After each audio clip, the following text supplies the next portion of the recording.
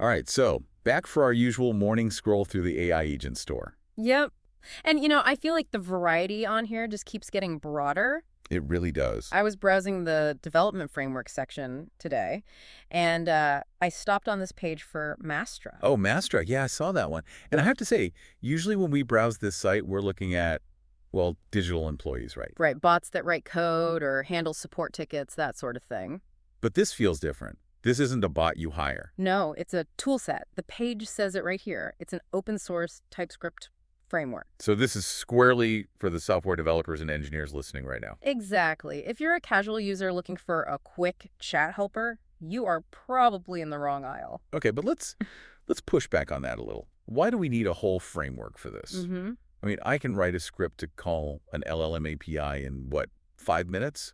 Why add all this complexity? Because there's a huge difference between a prototype and a real product. It's what we call the demo trap. The demo trap. Yeah. Okay. Yeah, it is. It's incredibly easy to whip up an AI demo that looks amazing for a few minutes, but taking that prototype and putting it into production. Where it has to work thousands of times a day, reliably. Exactly. It's a nightmare. And Mastra is designed to bridge that specific gap. So instead of just hacking a script together, this gives you the scaffolding to actually scale. That's the idea. But what is it that makes production so much harder than just the demo? Well, it really comes down to two main things: memory and context. A basic AI model is kind of like a goldfish. Right, no long-term memory. None. So Mastra creates a standardized way to handle RAG retrieval augmented generation. Okay, let's pause on RAG for a second because we see that acronym everywhere on these pages. We do, and for good reason. Think of it like this. If you ask an AI a question, it's just using its training data what it memorized months ago. Which could be totally out of date. Exactly. RAG is like giving the AI an open book test. It lets the agent go look up fresh, specific information from, say, your own company's data before it answers. So it stops the AI from hallucinating because it can actually check its sources. Pretty much, yeah. And Mastra handles all of that plumbing, so you don't have to build it from scratch. Got it. Now, looking further down the page here, I see a lot of emphasis on MCP integration. Is that just another buzzword we have to learn? No, that's a game changer here.